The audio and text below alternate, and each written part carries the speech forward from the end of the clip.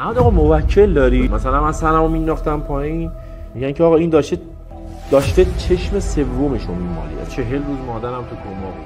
اگر اول نمیشدم شاید تا الان سکته کرده بودم، مرده بودم. اولین کلمه‌ای که من از آقای مدیری شنیدم این بود، گفت من سندربورد بریدم. همیشه ستاره‌های ریالیتی شوها بازیگرها و چهره‌های سرشناس هستن، اما این بار قصه متفاوت. احمد آقای تیموری ستاره ریالیتی شو گلیاپوش با اجرای مهران مدیری و کارگردانی نیک یوسفی مهمان برنامه ماست. سلام خدمت شما آقا شاهان عزیز و همه بینندگان عزیز. امیدوارم هر کجا که هستین سلامت و پایدار باشین و یه سلام مخصوص هم خدمت همه بیننده‌های تیوی پلاس. مثلا بازی ندیم بزنیم قشنگ بشه. یه گل دیگه حساسه ولی برو یه کله برو روش. مسلم راست گل.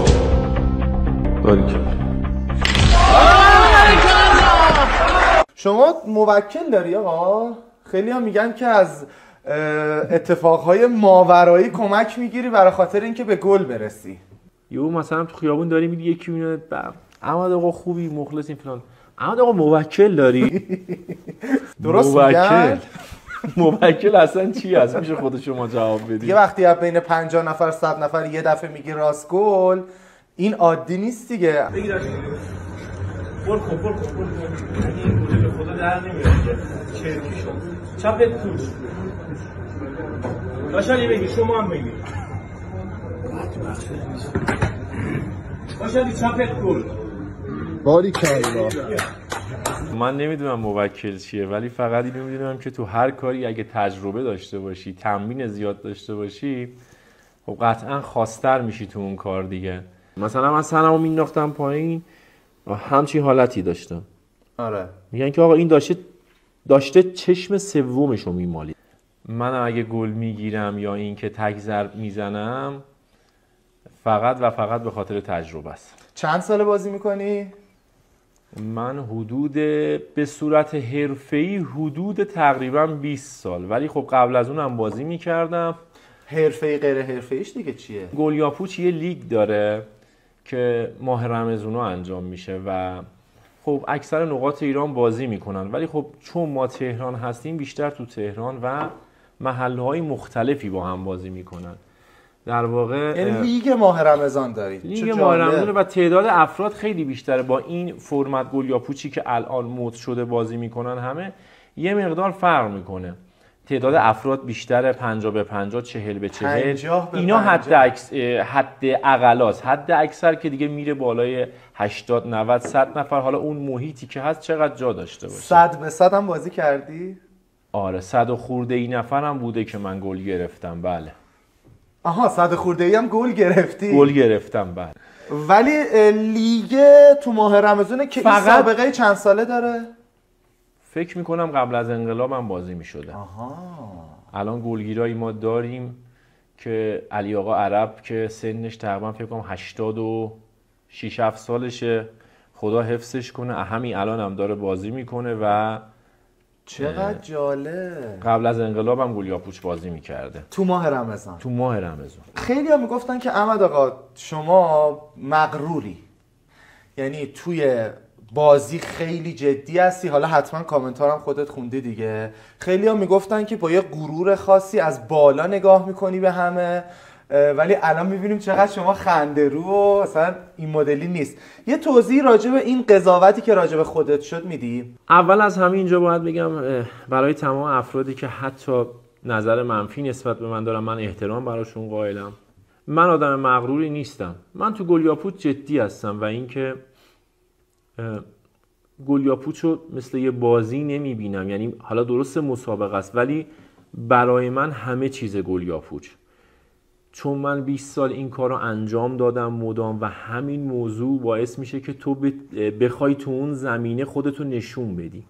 شما فکر کنین 20 سال توی قهوه خونه ها من گلیاپوچ بازی کردم و افراد مختلفی جلوی تو میشینن، 50 نفر نشستن، میتونه یه دانشجو جلوی تو هست، یه دکتر هست، آقا ببخشید خلافکار باشه، ما که نمیدونیم چیه بله. که بعد شما جلوی اینا نمیتونی برگردی بگی ببینمت خیلی آروم. اونجا باید یه جذبه‌ای داشته باشی که گلو در بیاری و این موضوع تو من نهادینه شده، یعنی یه حالت عادت شده. اصلا مدل گلگیری من اینطوریه که ببینمت اگر من برگشتم بر فرض مثال به آقای ایکس گفتم اینی گل داره، حالا شاید خیلی بگن چرا تو گفتی این، ولی این اصلا مدل بازی منه. توهین نیست که حالا توهین نیست. یا اینکه گفتم تو رو ببینم دست تو بیار، این شگرد گلگیریه. آقا رضایی هم ولش کن، بیا اصلا دارم در نیاد حالشو ببری. چپت گله چپت گله.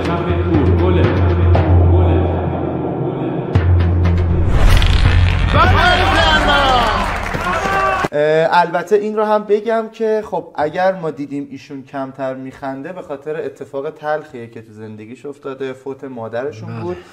2 هفته بعد از فوت مادرتون شما دعوت شدیم به این برنامه. تقریبا بله. یادمه که یه روز جمعه بود، مهدی به من زنگ زد بعد از فوت مادرتون. بعد از فوت گفتش که یه مسابقه هست اینطوری گلیاپوچ، شرکت میکنی احمد؟ شما فکر کنین که مادرم 3 ماه بیمارستان بود و ما خیلی سختی کشیدی بودیم. 3 ماه بیمارستان بود که 3 ماه تو آی سی یو بود دیگه، در واقع خیلی سخته. یعنی تو آی سی یو هم مریضا یه طوری هن که هر روز باید هی بری بپرسی و اونجا باشی و حالش خوبه، بعد همونطوریه چطوریه و اینا همه فشار روم بود و طوری شده بود که من میگفتم که 40 روز مادرم تو کما بود. گفتم میتی خودت که میدونی شرایط منو، الان من شرایط خوبی ندارم. خانومم فقط یک کلمه به من گفتش مادرت داره نگات میکنه، میخوای شرکت کنی شرکت کن. و همین حرفش باعث شد من توی این مسابقه شرکت کنم. همینجا هم تشکر میکنم از خانومم که همیشه پشتم بوده، حامیم بوده و دستش درد نکنه. و همین قضیه شد و من قسمت اولم که رفتی گفتی که من به عشق مادرم میرم و اول میشم و این خیلی یادم اینو گفتم. تو شرایط خیلی سختی تو مسابقه شرکت کردم، روزای سختی رو میگذروندم، مادرمو به تازگی از دست داده بودم. به خاطر شادی روح مادرم هم که شده میخوام اول بشم. ببخشید من جیغ زدم واقعا، بغضم به خاطر یه چیز دیگه، به خاطر سوسه مادرم. خیلی هم گفتن چون این بازی بچهای زندان هم هست، خیلی هم گفتن که احمد مثلا تو بوده اونجا مثلا، چون این کامنت هم هست. میخوام بدونم این چجوریه قصهش، این تجربه رو داشتی نداشتی؟ چی بگم وقتی نداشتم این تجربه رو چی بگم؟ نه اینطوری نبوده. خب ولی به اصطلاح میگم داخل قهوه خونه که ما بازی کردیم همه مدل آدمی بوده. آقا الان مثلا این گل، خب مثلا تو هم مثلا نمیبینی، از کجا میفهمی این تو اینه یا این؟ مثلا اینو موندم. بعد احمد آخه نگاه هم نمیکرد از قصد، یعنی اینجوری سرشو مینداخت پایین، تموم که میشد مثلا میآورد بالا. حالا از کجا میفهمی 10 تا دست این تو اینه یا تو اینه؟ ببینین این نگاه نکردنه الان یه جورایی به ضرر من شده که همون داستان موکل و اینا میگن آقا این نگاه هم نمیکرده. نه ببینین من اگه پخش کردن گل رو نگاه نمی کنم، این هم بازم سبک منه. از رو چهره، از رو رنگ، از رو حالت دست، از رو حالت استرس من گل رو میگیرم. میرسیم به آقای مهران مدیری. بله. میخوام بدونم که چه ویژگی ازش بود که تو ذهنت، حالا خاطره باحالی داری برام تعریف کن.